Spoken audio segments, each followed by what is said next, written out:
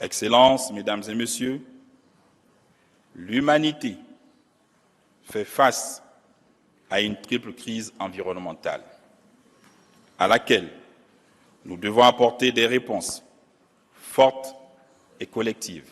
Les défis du climat, de la biodiversité et des pollutions, notamment par les plastiques, constituent à n'en point douter des atteintes graves au bien-être de nos populations et à la réalisation d'un développement durable.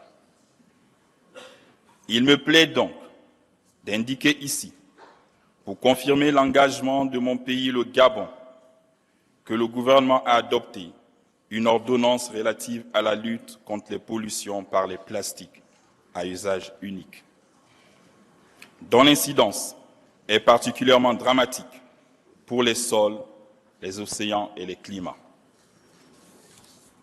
Excellences, Mesdames et Messieurs, depuis plus de 5 décennies, le Gabon s'est engagé dans la recherche d'un modèle de développement vertueux, comme le montrent les étapes majeures suivantes. La création d'un ministère de l'Environnement au sorti de la conférence des Nations Unies sur l'environnement de 1972.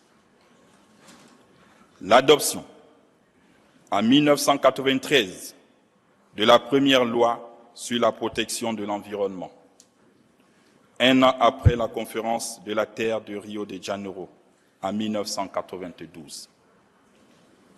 La création de 13 parcs nationaux, couvrant 11% du territoire en 2002, lors du sommet Rio+10.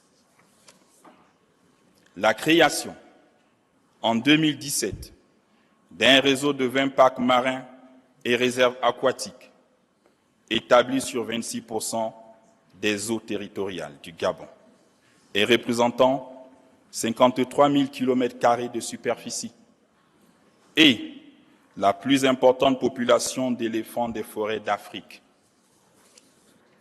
À propos des éléphants, l'État gabonais en assure la protection absolue depuis des décennies et continuera de le faire. Il n'en reste pas moins vrai que les éléphants constituent aujourd'hui un réel problème socio-économique, sociopolitique et économique dans mon pays, en tant que principal acteur du conflit homme-faune. En effet, au cours de l'année 2023, nous avons déploré d'énormes dégâts dans les cultures des paysans et surtout une demi-douzaine de pertes de vie humaines. Ces drames imposent un coût social, politique et économique élevé à l'État gabonais.